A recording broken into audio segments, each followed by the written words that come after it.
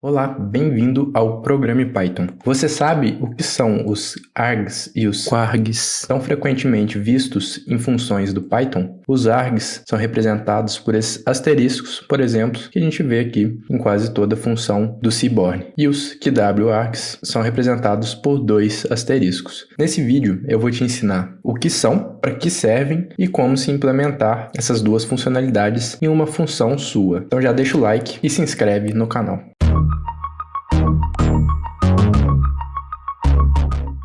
O primeiro requisito para você assistir esse vídeo é saber como se cria uma função. Se você não sabe como é que cria uma, clica no card acima que eu fiz um vídeo explicando como se constrói uma função e quais são as boas práticas para documentação dela. Então vai lá, assiste aquele vídeo e volta para esse. Então vamos lá, para ilustrar isso, a gente vai criar uma função que vai ser chamada de arg. Então a gente criou a função arg aqui e vai passar dentro dela asterisco args, dois pontos, e aqui a gente constrói nossa função do que a gente quiser. Então vamos colocar aqui print args. Quando a gente quer implementar esses args, esses argumentos, a gente sempre tem que colocar um asterisco aqui na construção da nossa função. Quando a gente coloca um asterisco, a gente pode escolher qualquer nome, não precisa ser necessariamente args. Poderia ser, por exemplo, dados. E aqui embaixo a gente teria que colocar dados. O importante é começar com um asterisco. Quando a gente fala isso, a gente está indicando que essa variável vai representar uma lista. E o que tem dentro da lista? Elementos. Então vamos executar essa função, a gente construiu e agora vamos chamar ela arg. A gente abre parênteses, se a gente vê a colinha dela aqui, tem só dados. Se a gente executa, ele não imprime nada, porque a gente não passou nada. A gente passou como se fosse uma lista vazia. Se a gente passa elementos agora, olha só a versatilidade que a gente pode atingir com isso. Se eu passo 1, ele vai imprimir 1. Se eu passo 2, ele vai imprimir 1 e 2. E eu poderia passar diversas outras coisas aqui e diversos outros elementos, todos separados por vírgula, bonitinho. Para que isso serve? Para eu não ter que ficar criando diversas variáveis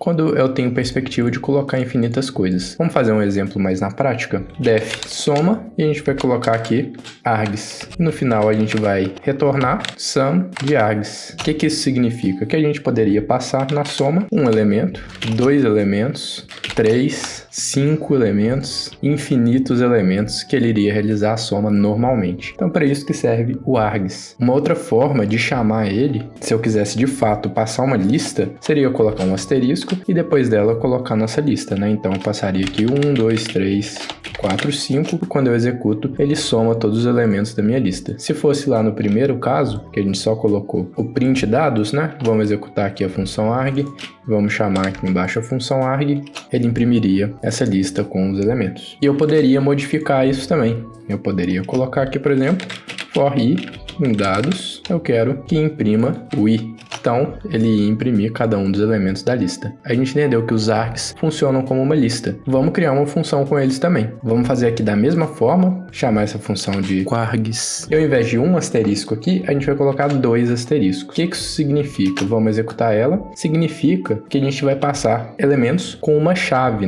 Esse QW significa keywords, Então, palavras-chave. Então, a gente colocaria aqui, por exemplo, número é igual a 1 e ele... Opa, esquecemos de mudar aqui o nome da função. Então a gente passaria número igual a 1 e ele criou um dicionário para a gente com a chave número e o elemento 1. E a gente poderia passar aqui infinitos valores para esse dicionário, Simplesmente colocando a chave e o elemento. Então teste é igual a e ele continuaria criando esse dicionário, Então enquanto os args criam uma lista, os QArgs criam um dicionário guiados por palavra-chave. Como é que funciona isso aqui na prática? Então vamos pegar esses dados e fazer um for também, For i em dados, a gente vai imprimir o i. O que será que vai acontecer? Ele vai imprimir o número ou ele vai imprimir o 1? Vamos tentar aqui e vocês podem ver que dessa forma ele imprime as chaves que a gente criou, Então a gente consegue pegar todas as chaves. Se a gente quisesse ter acesso aos dados em si que a gente imputou, a gente teria que colocar dados e entre colchetes esse nosso i dentro do loop. Então vamos lá, e agora ele imprimiu o nosso 1 e o nosso a. E isso pode dar uma versatilidade grande pra gente quando a gente quiser colocar parâmetros customizáveis ou qualquer coisa do tipo.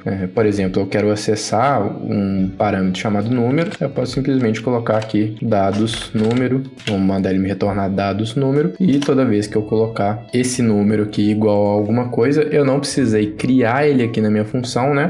Como eu faria comumente. Então essas são as funcionalidades args e quarks, que são muito simples e podem ser muito úteis para você. Se você chegou aqui, é porque essa dica te ajudou, então já deixa o like para me ajudar também. Se quiser continuar recebendo conteúdos com qualidade garantida, se inscreve no canal. Eu conto com você nos próximos vídeos. Um abraço e até a próxima.